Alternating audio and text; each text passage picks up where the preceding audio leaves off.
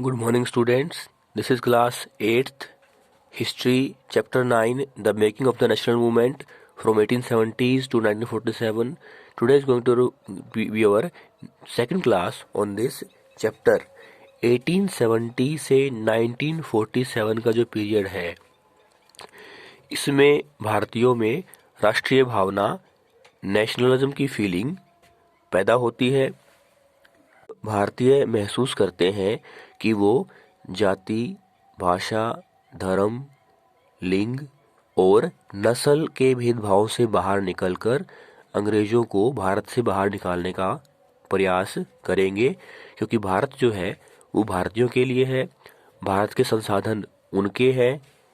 इसलिए देश के अलग अलग हिस्सों में संगठनों का निर्माण होने लगा। उनमें एक ऑर्गेनाइजेशन इंडियन नेशनल कांग्रेस, जो 28 दिसंबर 1885 को 72 प्रतिनिधियों के साथ बॉम्बे में बनती है।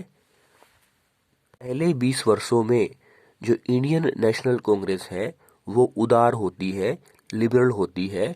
उसका मानना है कि जो ब्रिटिश गवर्नमेंट है, जो अंग्रेज सरकार है भारत में, वो स्वतंत्रता और न्याय के आदर्शों को मानती है।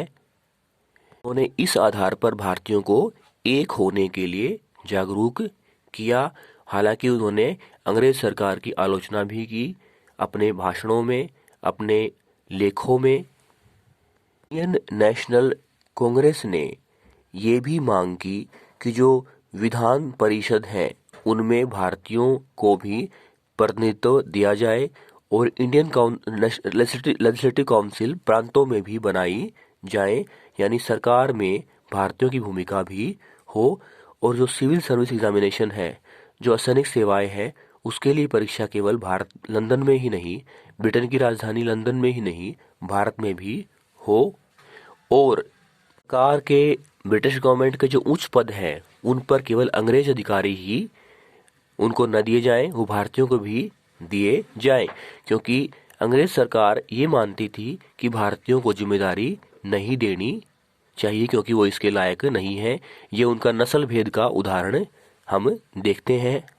इंडियन नेशनल कांग्रेस ये चाहती थी कि अगर भारतीयों को उच्च पदों पर स्थान दिया जाएगा तो अंग्रेज अधिकारी भारतीय संपदा को विदेशों में नहीं भेज पाएंगे।